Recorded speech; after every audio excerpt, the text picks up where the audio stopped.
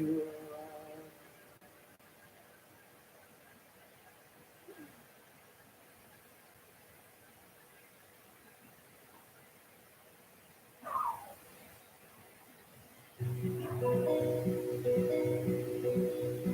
Steve is from Basildon, he's a hospital porter. His shift starts in the middle of the night. He rides into work on a motorbike. He doesn't talk much to the patients, but he gets them where they need to go. He gets on with all of his colleagues though, like that surgeon in the Templar ward who always says hello. That surgeon is called Dan. He grew up in Gloucester.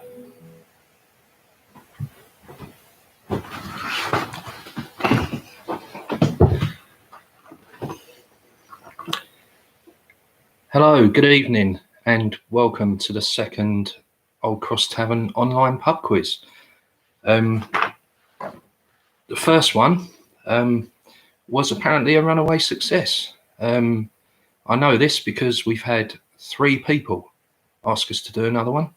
So, you know, can't argue with public opinion like that. Absolutely fantastic stuff. There we go. Former Prime Minister Harold Wilson once said that a week is a long time in politics, and I think at the moment a day seems like a long time in politics with the CV coronavirus situation changing every day. So please carry on taking the advice that you're being given. Stay home when you can, practice social distancing when you can't, and of course keep those hands well washed. It's actually been 3 weeks since the last quiz, and what do we know now that we didn't know 3 weeks ago? In my case, probably not a lot, but there we go. Hopefully none of you have been injecting Domestos into yourselves, which, you know, was recommended by our orange friend across the pond. You know, but probably if you had done that, you wouldn't be watching this at the moment. I guess you'd probably be feeling a little under the weather, which has been quite nice today. Obviously not as nice as it is in St. Lucia. We've already had a hello from Brian and Sarah. Hi, hope you're fine. Hope you know, it's not too much of a struggle out there. I should imagine that that it's, you know, even that could get boring, sitting in the sun all day, drinking pina coladas or whatever you do to pass the time over there. There you go. Right, let's crack on. For those of you that did the quiz last time, will be a similar format to this one. I've got 6 rounds, 10 questions in each, although in round 1 this time there are 2 points available for each answer. That'll be self-explanatory when we do start round 1. Also, during the quiz, there'll be a bonus question, which I'll throw in at some point, which came from David, who lots of you will know works behind the bar in the pub. Lovely lad, supports Chelsea. You know, can't do anything about that, but there we go. And there's also going to be a question at the start, which was sent in by a nice guy called Rob, of which the answer will come at the end, because you really need to think about this. There's 3 parts to the answer. They're all worth 5 points each. You know, as is the bonus question that David sent. So I make that a total of 90 points available, as opposed to 60 last time. And I wonder if the Home Secretary would agree with me that that comes to 90. Not too sure on that one. But, you know, if she wants to log on and keep account, then I'm quite happy for her to do that. Okay, so let's move on. We are round 1, the one with 2 points per question. I've called this one Odd One Out. Actually, it's probably better first that I give you Richard's, that I give you Rob's question, isn't it? The one for 15 points. Sorry about that. 40 years ago, in the 1980 edition of the Good Beer Guide, this one's strictly for people that are Hartford through and through, by the way. 40 years ago, in the 1980 edition of the Good Beer Guide, there are only 3 pubs in Hartford in there, and you can get 5 points for each one if you know what they are. A little bit of a clue: there's only one of them left open. 2 of them have long since gone and bit the dust, especially in the case of one of them. Okay, so I'll give you the answer to that right at the end, because that obviously needs a little bit more thinking about. Okay, first round's called Odd One Out. Quite simple. There's I'll give each question will have 4 options. One of those 4 is the odd one out. Award yourself a point if you get the right odd one out, and another point if you get the reason, because obviously you could just guess if you've got no idea, and 1 point, you know, it's better than nothing. There you go. So round 1, question 1, 4 names. They could be names, places, events, anything. The 4 names for the first one are Duncan Smith, Haigh, Heseltine and Howard. That's Duncan Smith, Haigh, Heseltine and Howard. They've obviously all got one thing in common, but that's not going to be the answer to this, because one of them has, you know, something not in common with the other 3. Okay. Question number 2. This one is Maestro, Montego, Marina, Mondeo. One of those is the odd one out. That's Maestro, Montego, Marina, Mondeo. Give you a little bit of time to think about that one. There we are. Question number 3. Genesis, Leviticus, Joshua, Revelations. So that's Genesis, Leviticus, Joshua, and Revelations. Not my chosen subject of expertise, that one, but had to look that up. Question 4, a little bit more my area. Plumber's mate, driving instructor, doctor and window cleaner. So the 4 options there are plumber's mate, driving instructor, doctor or window cleaner. Okay, like I say, much more my area of expertise, that one. Question number 5. Nixon, Ford, Carter, Reagan. Which one of those is the odd one out? Nixon, Ford, Carter, Reagan. Okay. Question 6. Richard Burton, Eddie Fisher, Kirk Douglas, Larry Fortensky. So that's Richard Burton, Eddie Fisher, Kirk Douglas, Larry Fortensky. Just realised something on that. Larry Fortensky is the only one that's still alive, but that's not the answer. Okay, so good old Larry, he's still going, but that's not the answer. Okay. Question number 7. M15, M8, M6, M3. So that's M15, M8, M6, and M3. Okay. Question 8. Seat, Skoda, Fiat, Volkswagen. The 4 options there again. Seat, Skoda, Fiat, Volkswagen.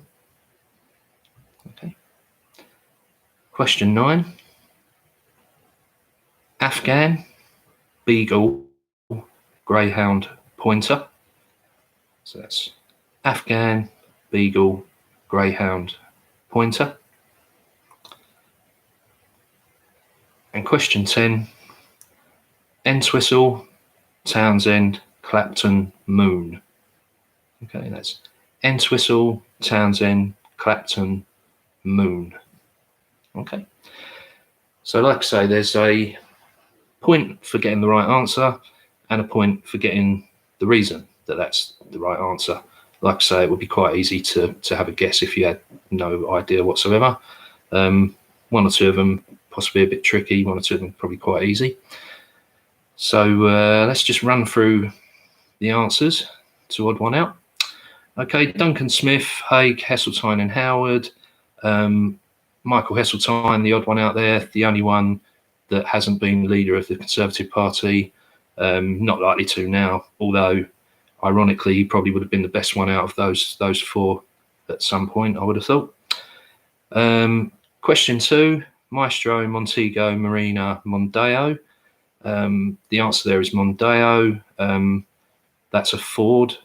And the Maestro, Montego and Marina are all Austins. That's cars for anybody who's not really up on cars. Number 3, Genesis, Leviticus, Joshua and Revelations. Genesis, Leviticus and Joshua are all books of the Old Testament, and Revelations is in the New Testament. That's the Bible. Like I say, not my area of expertise. I had to look that one up. Question 4, plumber's mate, driving instructor, doctor and window cleaner. The odd one out there is doctor, because Carry On Doctor is the film. The other 3 are all confessions films from the 70s. Confessions of a plumber's mate, Confessions of a driving instructor, Confessions of a window cleaner. The kind of film that just, they're not going to be made anymore. Not at all. No chance. And probably quite rightly so, to be fair. Question 5, Nixon, Ford, Carter, Reagan. All 4 obviously presidents of the United States. Carter being the only Democrat out of the 4 of them. You know, they all did a good job. Some better than others. Probably better than the present one, but there we go. Question 6, Richard Burton, Eddie Fisher, Kirk Douglas and Larry Fortensky. Kirk Douglas was the only one of those 4 that wasn't married to Elizabeth Taylor at some point. You know, and he lived to be, what was it? He was about 100, wasn't he, when he passed away recently? So that probably tells you something. Question 7, M15, M8, M6, M3. M15 is a submachine gun. M8, M6, and M3 are obviously all motorways in the UK road network. There was actually meant to be an M15. I saw when I looked this up. One of the sections of the North Circular Road, but they changed their mind in the end. I don't know why. Probably money, like everything else. But there we go. Question 8, Seat, Skoda, Fiat and Volkswagen. The odd one out there is Fiat. The other 3 are all part of the VAG group, which is Volkswagen really. They own Skoda in Czechoslovakia and Seat in Spain. Big car group. You know, probably seen quite a lot of them on the roads. This one I think probably particularly tricky if you don't know your animals. Afghan, Beagle, Greyhound, Pointer. This is related to which section they would be in Crufts. The Pointer is classed as a gun dog, whereas the other 3 would all be in the hound section. So I don't know if you've ever seen Crufts when they have the separate competitions and then pick an overall winner. They would be in different sections. So the Pointer in the gun dog section and the other 3 in the hound section. And the last one, Entwistle, Townsend, Clapton, Moon. That's John Entwistle, Pete Townsend, Eric Clapton, Keith Moon, and Eric Clapton is the one that wasn't in the Who at any point, as you know, he was doing his own thing elsewhere. Okay, so that's round 1 finished.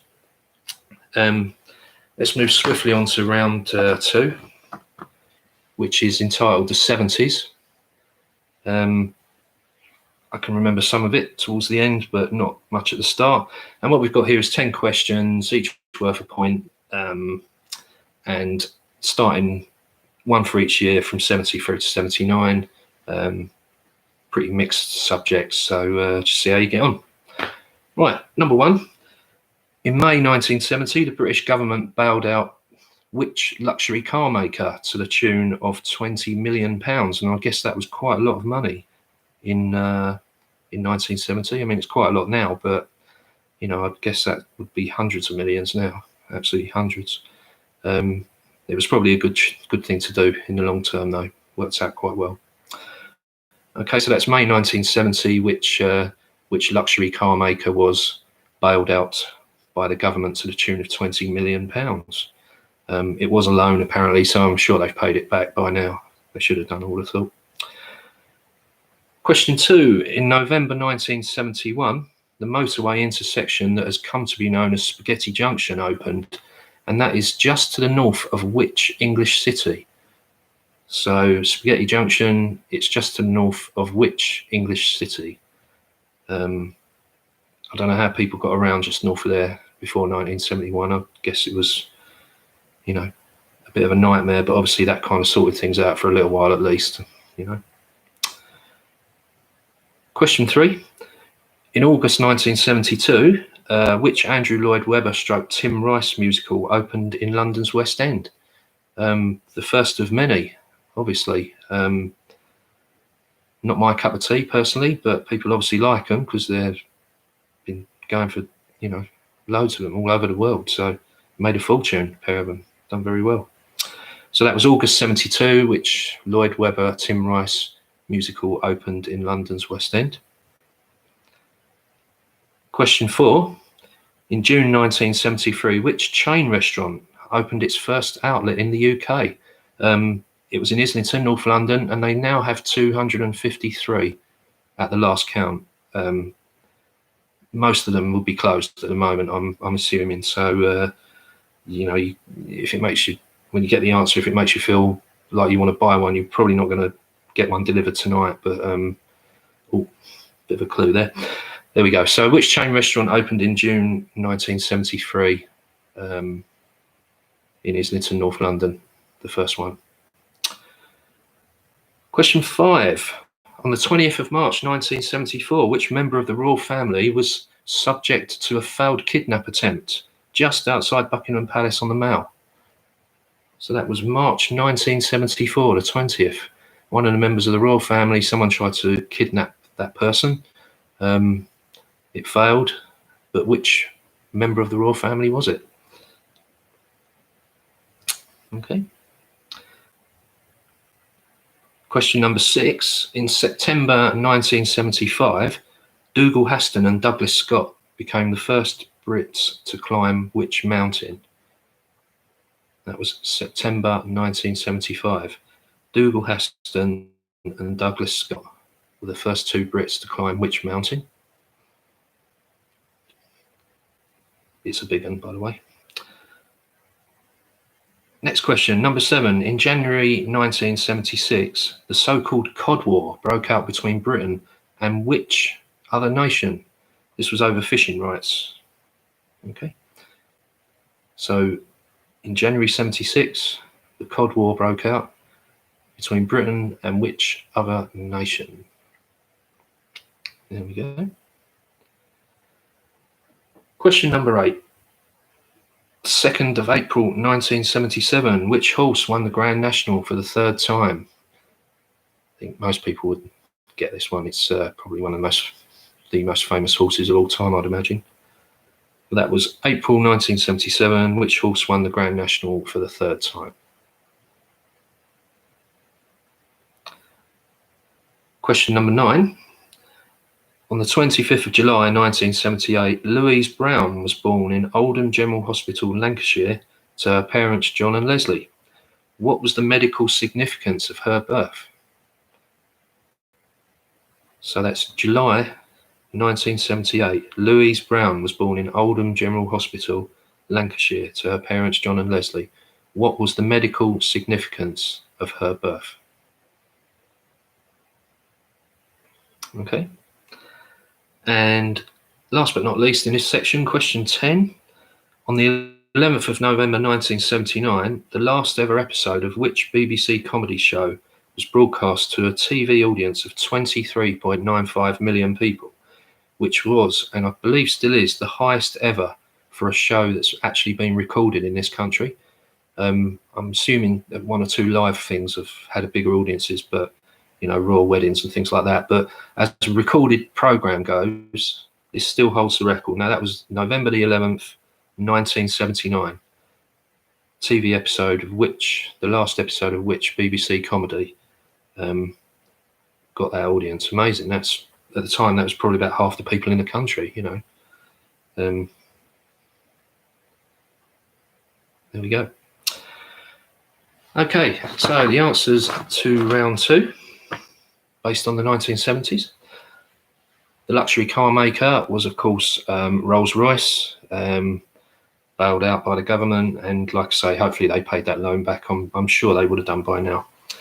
There we go. Question 2, Spaghetti Junction is just to the north of Birmingham. Anyone that's ever been past it would never forget it. It's something else, it really is. Question 3, August 72, the Lloyd Webber Rice musical. That's Jesus Christ Superstar. Like I say, not my cup of tea. Haven't seen it, but obviously millions of people love it. So there you go. Can't argue with that.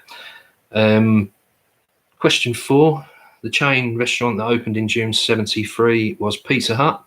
253 outlets. So you think they would have more than that, but maybe maybe that's kind of saturation point for pizzas these days.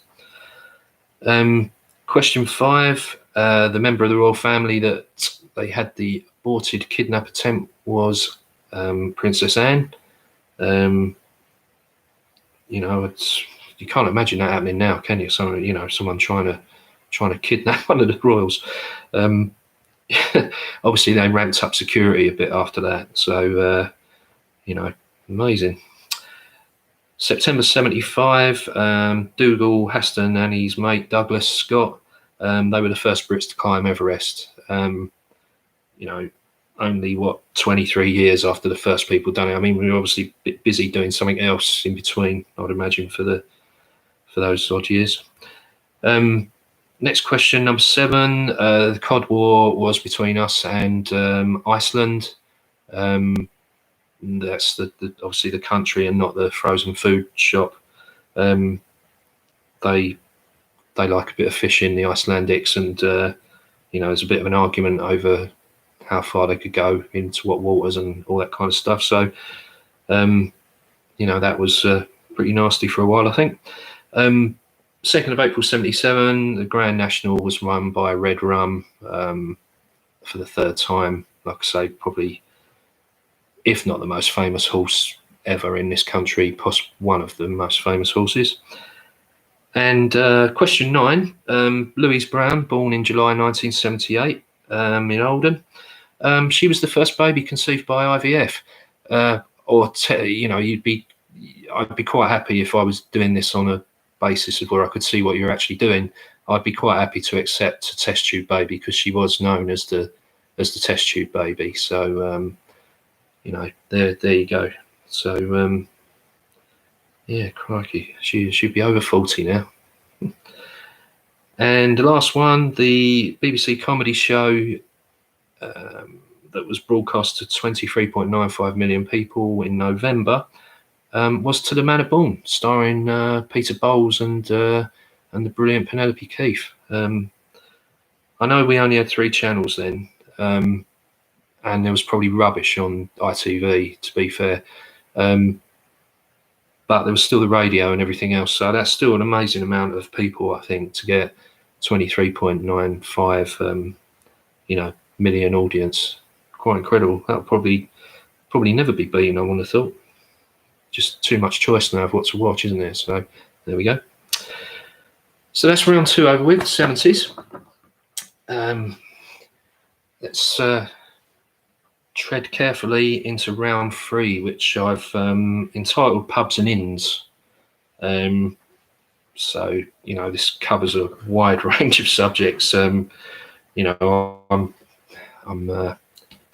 trying to make life easier for myself there by giving it such a title, but there we are. Pubs and Inns then. First question. What is the name of the pub in the centre of the village in ITV's Emmerdale? And that's been on for donkey's years, so I think probably lots of people that don't even watch it would know that. So what is the name of the pub in the centre of the village of ITV's Emmerdale? Question 2. The Tan Hill Inn is listed as Britain's highest pub, being 1,732 feet above sea level. But which county is that actually in? So the Tan Hill Inn, it's the highest pub in Britain at 1,732 feet above sea level. But which county is that actually in? Question 3. What is the most common pub name in the UK? I don't mean like Wetherspoons or something, I mean the actual pub name, like Hand and Shears or something like that. So what is the most common pub name? And it is by a long, long way, So I think at the last count there was 914 of them or something. But the next one, there's like about 600. So it's miles in front. So that's the most common pub name in the UK. Question number 4. Which film director and former husband of Madonna owns the Law of the Land pub in London's West End? And that's Law spelled Lore. So which film director and former husband of the singer and entertainer Madonna owns the Law of the Land pub in London's West End?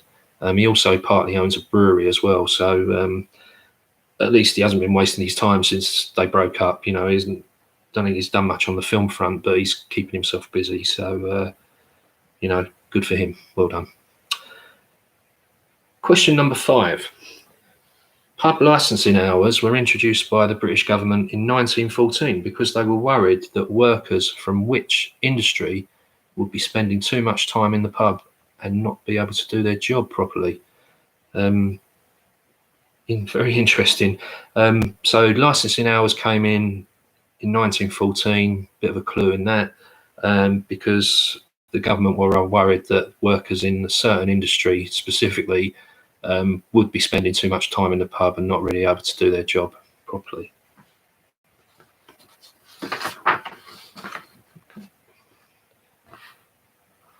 Question number 6.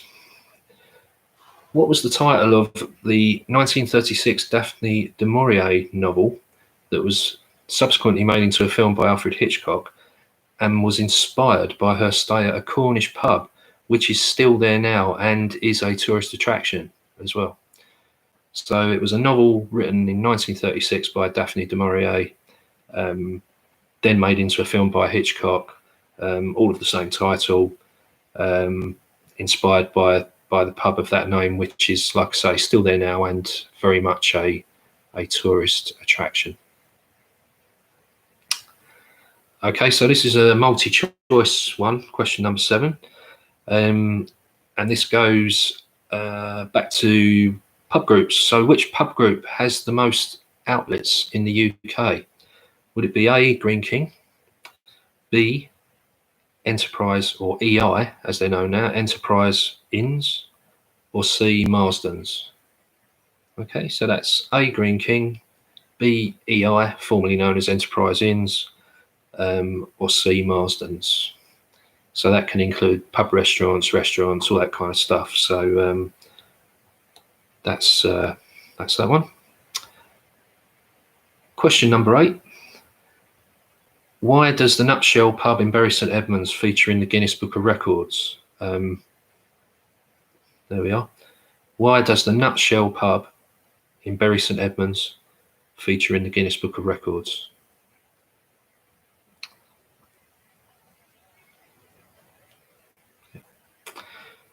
Question number 9. Which 1980s alternative comedy series featured a pub called the Kebab and Calculator? So which 1980s alternative comedy series featured a pub called the Kebab and Calculator?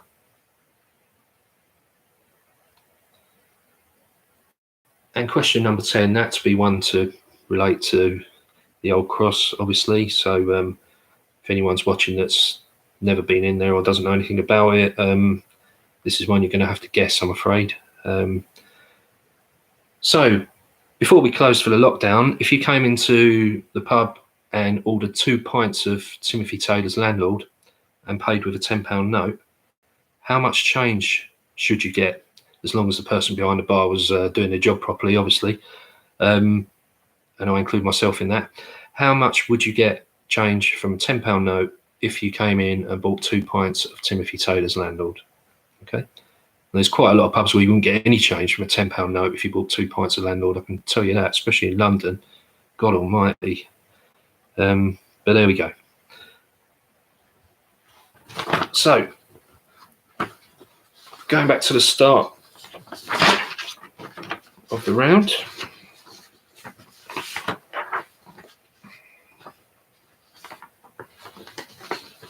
Give it a little minute. Pubs and inns. Question 1. What is the name of the pub in the centre of the village of ITV's Emmerdale? That's, of course, the Woolpack, like our close neighbour, just down the road. Question 2. The Town Hill Inn, Britain's highest pub, that's in Yorkshire. Unsurprisingly, I suppose there's only 1 or 2 places that could be really, but that's in Yorkshire. Question number 3. The most common pub name in the UK is the Red Lion.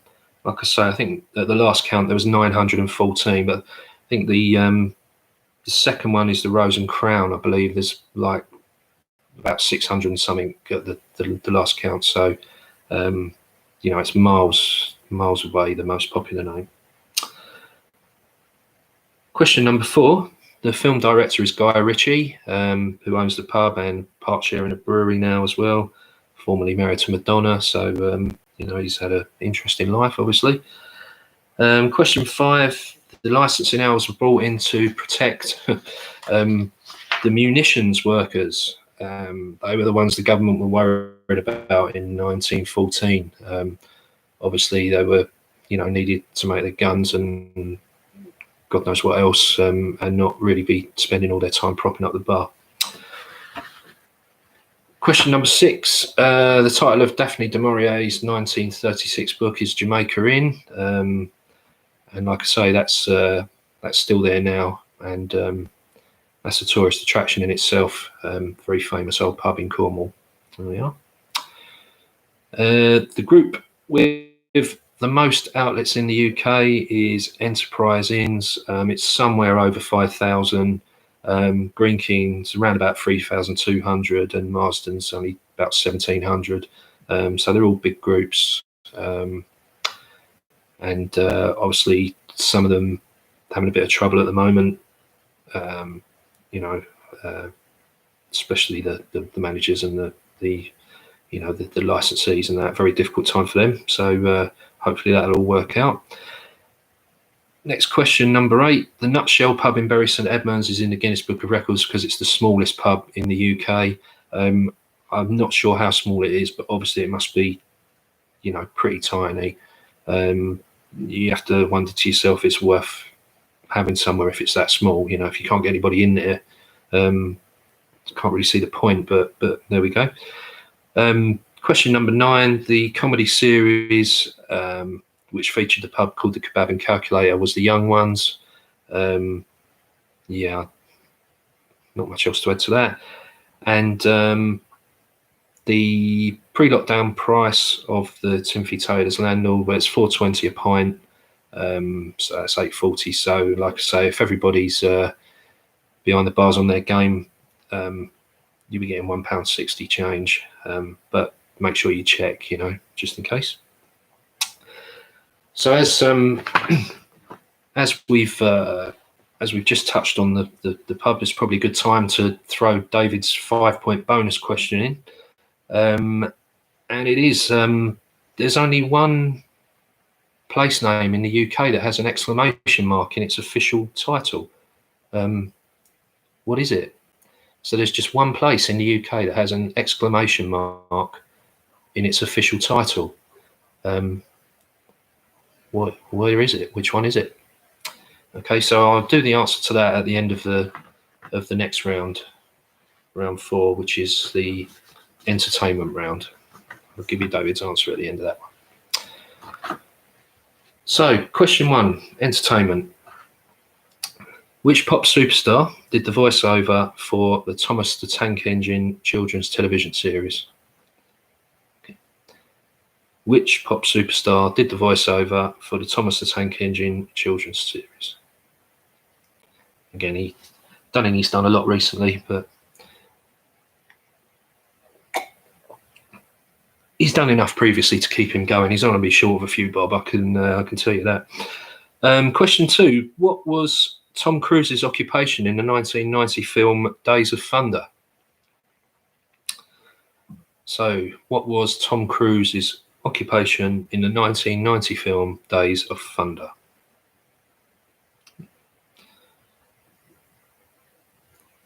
Question 3. Opening in the West End of London on the 6th of October 1952 and still going, what is the name of the world's longest running stage show? So that opened in the West End of London in October 1952 and it's still going. What is the name of the world's longest running stage show? Question 4. Who won the Academy Award for Best Actor in 1982 for his portrayal of the Indian political leader Mohandas K. Gandhi? So that's who won the Academy Award for Best Actor in 1982 for his portrayal of the Indian political leader Mohandas K. Gandhi. Brilliant film, by the way. If you haven't seen it, you must watch it. Question 5. In 1977, which band released the classic album Rumours? So, in 1977, which band released the classic album Rumours?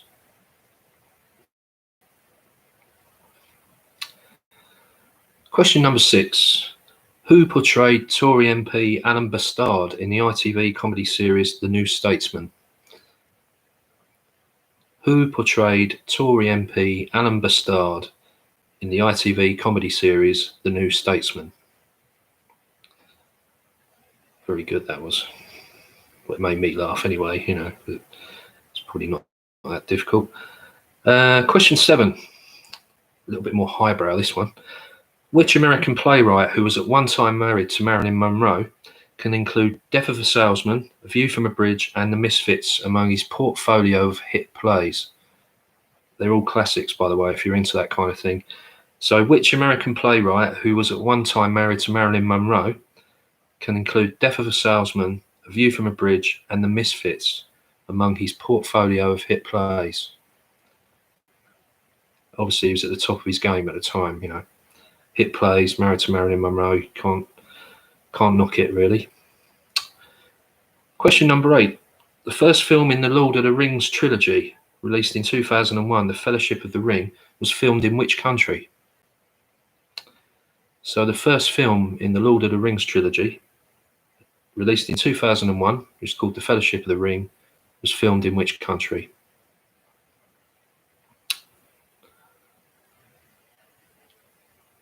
Question number 9.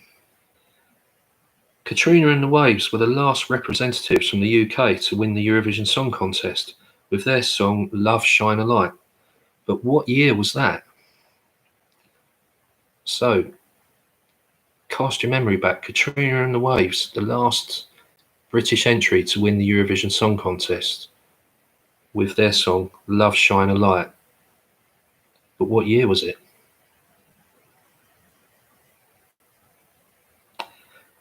And question 10.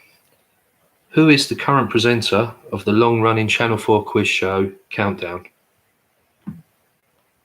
So who is the current presenter of the long-running Channel 4 quiz show Countdown? Okay. So it's quite thirsty work, this, to be honest. Okay, answers.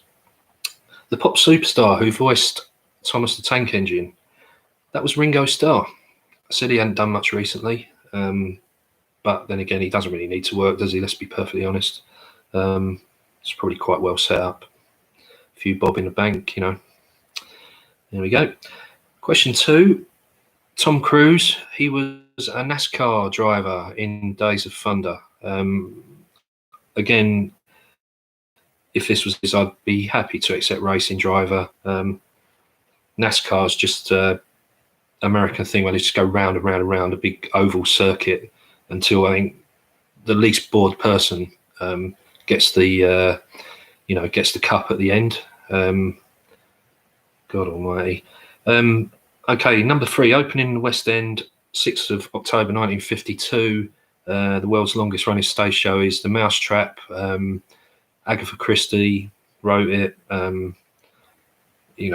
relations must be loving that. On top of everything else, they've still got that going, bringing the money in. So that's good for them. Well done.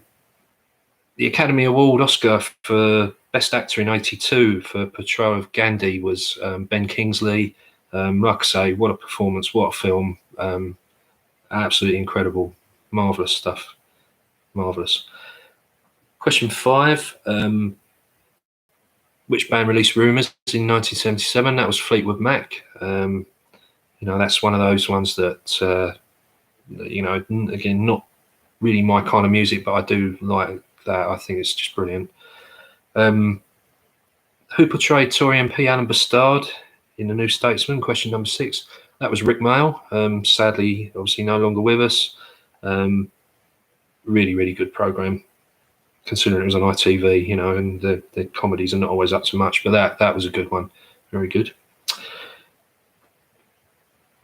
The American playwright who was at one point married to Marilyn Monroe and there's a string of absolutely classic hit plays in the 50s and into the 60s. That was Arthur Miller. He was no looker, by the way, as well. So, she was obviously after his mind, really, as much as anything else. So, well done for him at that time. But obviously very talented man, great writer.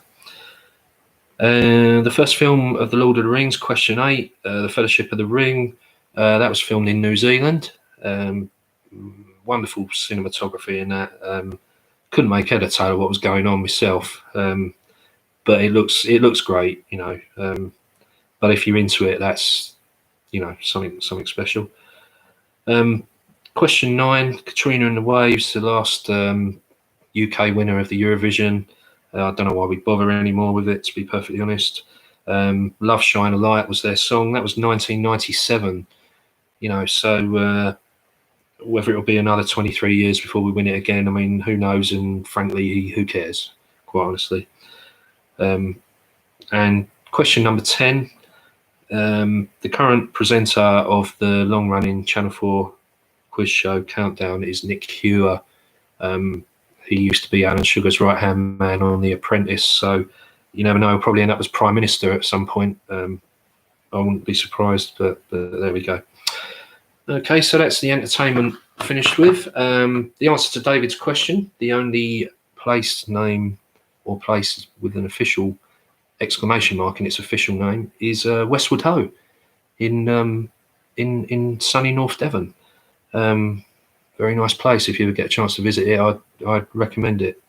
One of Britain's oldest golf courses there as well. So the Royal North Devon, lovely little place, and the only one with an exclamation mark, which is, like I say, very good for them.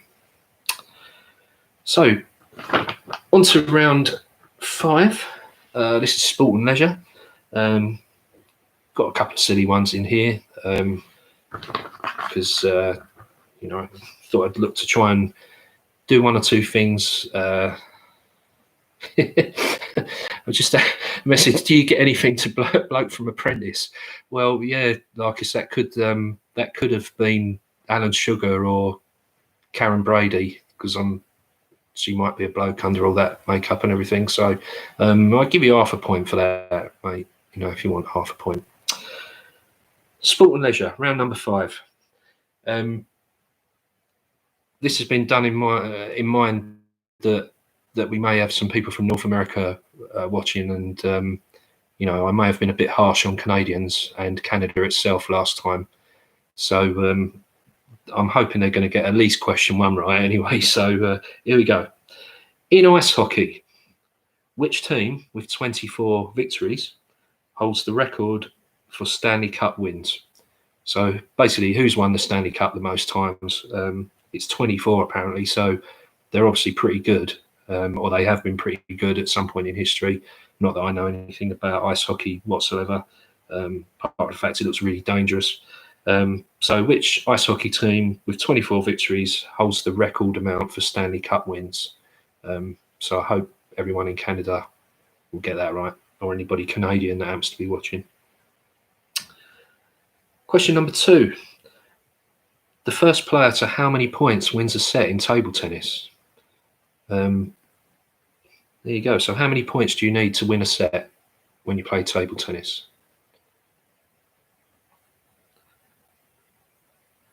Question 3. And this one's been done with North Americans in mind as well. June the 10th, 2006 in Nevada at the World Grilled Cheese Eating Championships, an American guy called Joey Chestnut set a world record for eating how many grilled cheese sandwiches in a 10-minute period? This is multi-choice to give everyone who's not North American a chance of answering this, because I guess the North Americans will probably know this without even thinking. It's either 47, 53, or 59. So this is the World Grilled Cheese Eating Championships, hosted in Nevada in 2006. Nobody has broke this world record since. Joey Chestnut still has this world record. How many grilled cheese sandwiches did he eat in that 10-minute period? 47, 53, or 59? Okay.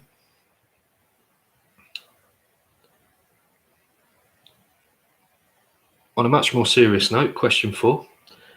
Which former FIFA World Footballer of the Year is now the president of his country of birth, which is Liberia in Africa?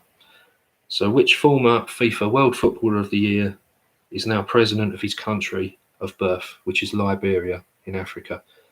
And if you need a clue, he did play in the Premier League for a little while for 2 different teams, Chelsea and Manchester City. That was right near the end of his career, but his best days were all in Italy. So he was World Footballer of the Year. I think it was 1995, if my memory serves me correctly. But he's now president of his country of birth, which is Liberia. A real statesman, a great player as well. Question number 5. Our greatest Olympians, Sir Steve Redgrave, won gold medals in how many consecutive Olympic Games in rowing? Different disciplines, but in rowing. So how many consecutive Olympic Games did Sir Steve Redgrave win gold medals in rowing?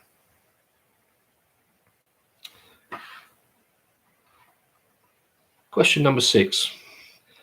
Which famous board game that has sold over 250 million units was first marketed in America in 1935? So question 6. Which famous board game which has sold over 250 million units was first marketed in America in 1935?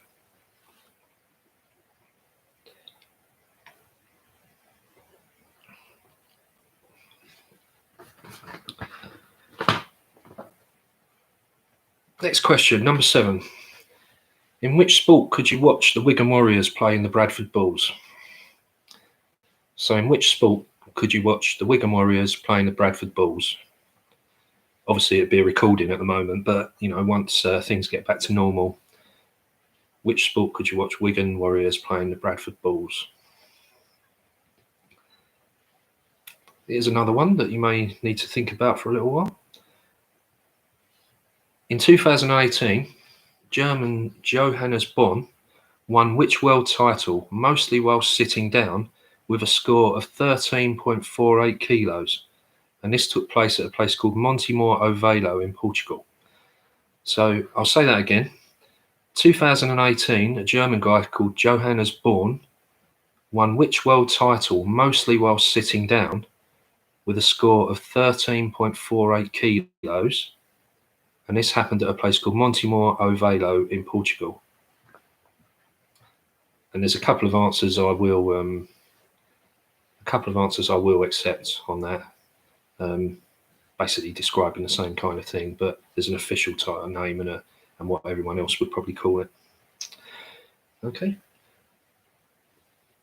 Question 9. This is another one for the North American contingent. One of basketball's all-time greats, Larry Bird, played his entire NBA career from 1979 to 1992 for which East Coast-based team? And it's funny that you find things lying around. I don't know how long this has been on the floor in this room, but this thing, see that? Don't know how that got there or how long it's been there, but I'll just repeat the question again. Larry Bird, NBA all-time great, played 13 seasons for one team based on the East Coast. Which one was it? Okay. And question 10. This one may take a little bit of thinking about as well. In October 2019, 26-year-old Jasmine Tetley from Derbyshire beat 53-year-old Andy Moore from Birmingham in a rain-affected World Championship final of which seasonal playground pastime? So October last year, seems like a lifetime ago, but October last year, 26-year-old Jasmine Tetley from Derbyshire beat 53-year-old Andy Moore from Birmingham in a rain-affected World Championship final of which seasonal playground pastime? Remember, this is sport and leisure, this round, so could be sport, could be leisure.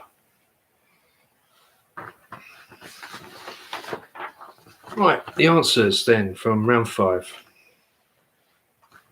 The ice hockey team that has won the Stanley Cup, the biggest thing in ice hockey by all accounts, 24 times, is the Montreal Canadiens. They've spelled that wrong. It's got an E. It should be an A, surely. Canadians, isn't it? But there we go. Question 2. The first player to score how many points wins a set in table tennis? That's 11. It used to be 21, but I think the games were just going on so long, because like the Chinese lads are like really good at it, and lasses to be fair, and it just goes on for hours and hours. So I think they just cut it down to 11. So, for the TV people or something. Question number 3, world grilled cheese eating world record holder, Joey Chestnut, American. He's not even fat. I've seen a picture of this bloke and he's got, I don't know where he puts it all, but there we go. It was 47. So no one's beaten that since. I mean, I'm assuming there's a bog standard size that they have to, adhere to of the sandwich itself. But if you want to know that, you're going to have to look it up. So I can't help you with that bit. The former FIFA Footballer of the Year, question 4, who's now president of Liberia, that's George Weah. Like I say, absolutely fantastic player, right statesman as well, done so much for his country. Obviously, probably the most famous person ever from Liberia, and all power to him. Well done, George. Well done, George. Question number 5. Steve Redgrave won gold medals at 5 consecutive Olympic Games rowing. That's hard work. If you've ever been on a rowing machine, people tell me it's really difficult. Obviously, I've never been on one. But the dedication he must have showed for all that, for, like I say, five Olympics, it's unbelievable. Wonderful. Well done, Steve. Question 6. The famous board game with sales of over 250 million, first marketed in America in 1935 was, of course, Monopoly. Again, probably everyone's played that near enough on the planet, haven't they, at some version or another, I would have thought. Question 7. In which sport could you watch the Wigan Warriors playing the Bradford Bulls? That's, of course, rugby league, or Super League, as it's called now, since Sky kind of revamped it. So that's all power to them. Question 8. The German Jonas Bohm, who won this world title whilst mostly sitting down with a final score of 13.48 kilos in Portugal back in 2018. That's freshwater angling, which is fishing would be more than acceptable as an answer if you put fishing. So well done on that one. Yeah, good old Jonas. He lost the title again in last year though, but I just thought that was a much better name to put in the question than the guy that won in 2019. So there we go. Larry Bird, the all-time great from the NBA. He played for the Boston Celtics, strangely enough, for 13 seasons on the East Coast. And October 19 last year, Jasmine Tetley beat Andy Moore from Birmingham in a World Championship final that was rain affected. They had to go indoors to finish it off, apparently, and that was Conkers. There we go. So 26-year-old Jasmine Tetley is currently the World Conquer champion. How you get to that stage, I've got no idea, but obviously, well done to Jasmine. So that's excellent. Right, our last section, news and current affairs. Quite difficult to compile these 10 questions because not really much else in the news for the last few weeks, as you can probably imagine. So one or two are stretching it a little bit, to be perfectly honest. But let's see how we get on. Anyway, so question 1 in news and current affairs. Keir Starmer recently won the election to become the new leader of the Labour Party, but who came second in that? Who was second behind Keir Starmer in the race to become the new Labour leader? Seemed to go on for ages, didn't it? That bloody hell. Question 2. Our favourite American, Donald Trump, recently signed an executive order that claims the United States have mining rights to where? So Trump signed an executive order, I think the week before last, declaring that the US now have mining rights, but where are those mining rights?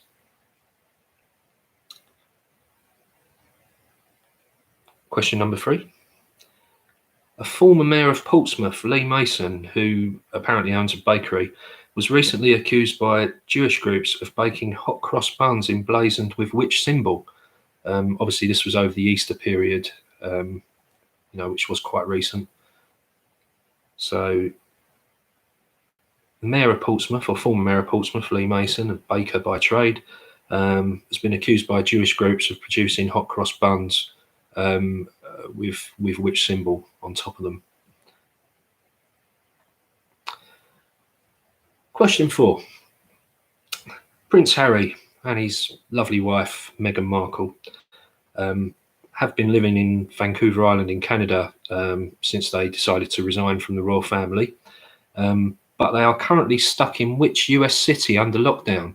I don't know if they were on holiday there or something, or if she had a bit of work on or something. But anyway, they travelled from Vancouver Island to a US city, and then the lockdown started, and they're stuck there at the moment. So, which US city are they currently stuck in under lockdown? That's Prince Harry and like I say, his lovely wife Meghan Markle. Okay, question 5. Very gullible people have recently been setting fire to what kind of mobile phone masks, having been convinced that those mobile phone masks are responsible for spreading COVID-19 all around. So which kind of phone masks are very gullible people currently setting fire to, because they think that these particular phone masks are spreading COVID-19? Question number 6. This year's Tour de France, which normally takes place in July, has been rescheduled for which month? Still in 2020, but which month have the Tour de France organisers said they will now run the Tour de France in?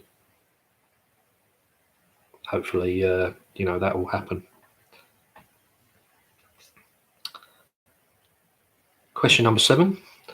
Administrators for which high street chain that first opened in 1813 have recently agreed a deal with creditors that will allow 120 of their 142 outlets to remain open. So administrators for which high street chain, which first opened in 1813, have recently agreed a deal with their creditors that will see 120 of the 142 outlets remain open. So obviously that's good news for the people that are in the 120 that are going to remain. Hopefully they're going to keep their jobs. So there we go. Question 9. Who last week was crowned BBC MasterChef for 2020? What was the? I'll give you a clue. He's a bloke. What was the young man's name? I watched a bit of it. He was very good, but a lot of people said he was quite lucky to win the final. So, but then they always say that, don't they? Whoever wins these things. But what was his name? The young man that won BBC MasterChef only last week. And the final question, question number 10. How old is veteran soldier Captain Tom Moore, who has raised over £21 million for the NHS by doing 100 laps of his back garden? It's just amazing. If you see any footage of this bloke, he looks like a typical 99-year-old, doesn't he? He's got a Zimmer frame and all this kind of stuff, and this thing just really, really took off, didn't it? But how old is he? That's Captain Tom Moore. He ran around his garden, must have got a little bit dizzy at some point. I would have done, and I'm considerably younger than him, but you can't be anything but in awe of somebody like this bloke, really. And well done to him, absolutely well done to him. So how old was he? That's question 10. Right, let's just quickly run through these last set of answers. Keir Starmer recently became leader of the Labour Party. Who came second in the contest? That was Lisa Nandy. Okay, Lisa Nandy. President Trump signed this executive order recently that means the Americans can start drilling on the moon now. With a bit of luck, he'll be up there organising it. That would, be probably the best thing that could happen, in my opinion. The former mayor of Portsmouth, Lee Mason, the baker, has been accused of producing hot cross buns with a swastika on the top of them. There was a little bit of a clue there in the fact that obviously the Jewish people are not very happy about that, and probably quite rightly so, although he's denied it. But if you look at one, it's either going to have a swastika on the top or it isn't, is it? They can't make it up. And if he's done it, I don't see how he can deny it. But there we go. Prince Harry and Meghan were over in Los Angeles and they've got stuck there. So they're still there now. I hope they're comfortable. Things aren't too difficult for them. I'm sure won't be long until the lockdown's lifted and they'll be able to get back to Vancouver Island and get on with whatever they were doing over there.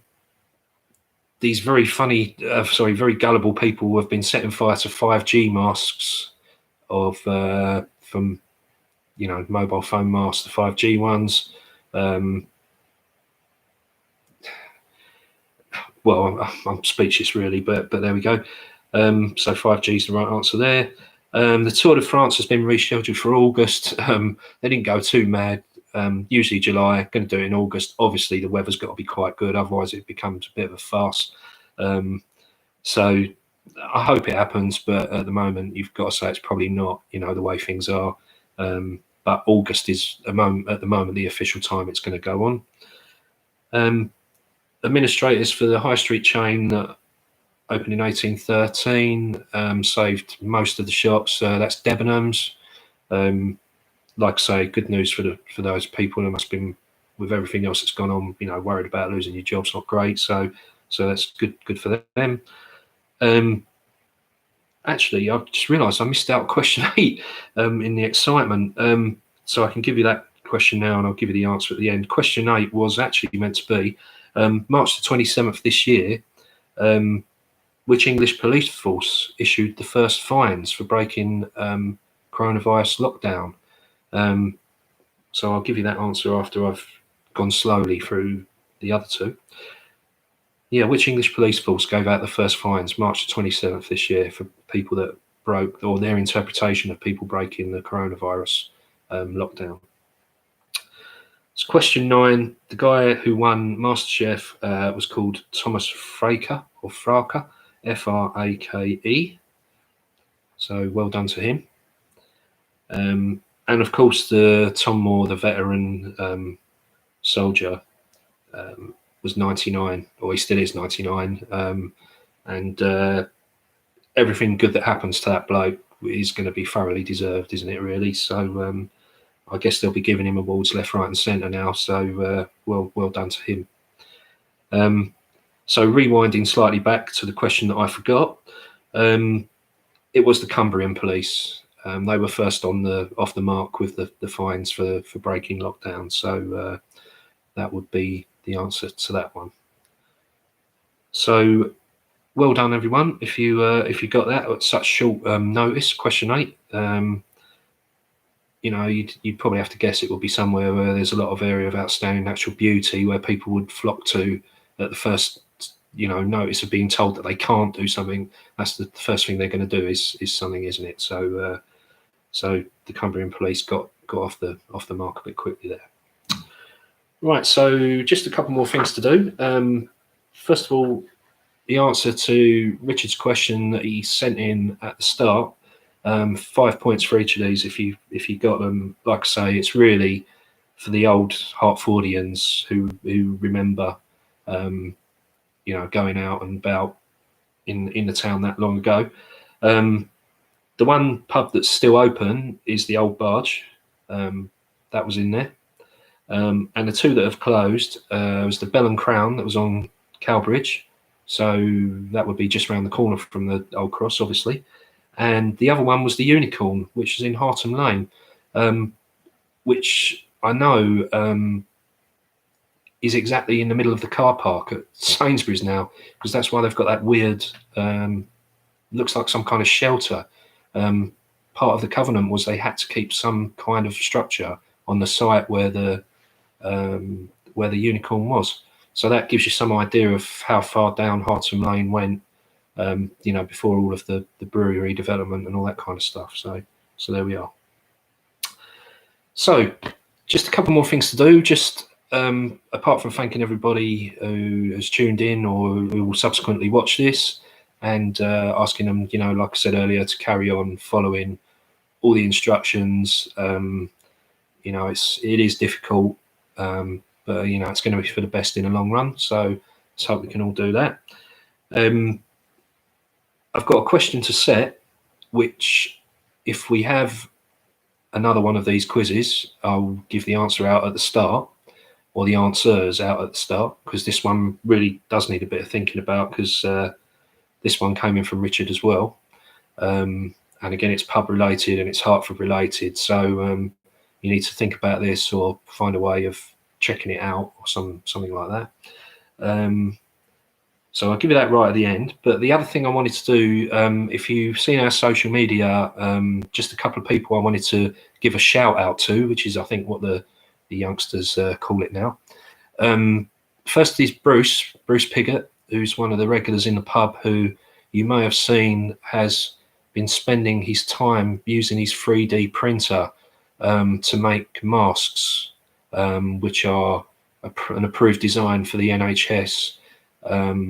There's around 600 people up and down the country doing this same thing apparently, but Bruce has been producing masks, some of which have gone to the surgery at Sylph Farm, and some which he's, if he hasn't done it already, will be very shortly going to Wallace House. So let's give a big shout to Bruce and thank him for helping these frontline people to stay as safe as possible. And the second person I wanted to mention was Will Butcher, who works behind the bar in the pub, and he's a lovely lad. And you may have seen on there as well that during the NHS clap on Thursday night, he plays the trumpet, and he got his trumpet out and he serenaded his street up in Bengio. He was a little bit rusty because he hasn't played it for a while, but he's promising that he's going to do it again this week and be better. So it just shows what a lovely lad he is, and you know, we think a great deal of him in the pub, and you know, he did a lovely thing there. So that was wonderful. So the question that Richard sent us, that I just wanted to set for people to have a look at if they feel like it, and if we do another one of these, obviously I'll give the answers out. If everything improves so much and it looks like we're going to be able to open the pub again, etc., and I won't have to do this again, or I won't be doing this again, sorry, then we'll put the answers on Facebook and you know, Twitter and whatever, so people can get them. But the question is, excluding the Old Cross Tavern, how many pubs have been on St Andrew Street in Hertford? And, you know, in a period of time since the buildings were there. You can go through their names as well if you like, but the main answer to the question is how many pubs have been on St Andrew Street that are not the Old Cross Tavern, which is obviously the only one on St Andrew Street at the moment. Okay, so like I say, thanks to everybody. Thank you for tuning in. I hope you've enjoyed it. I have. It might not look like it, but I have. And stay safe, everybody. You know, keep your family safe. Keep following the instructions, although, like I say, it does get you down after a while. It'll be good for everybody in the long run. And, you know, we'll be back. I'm sure it'll be seen like sooner rather than later.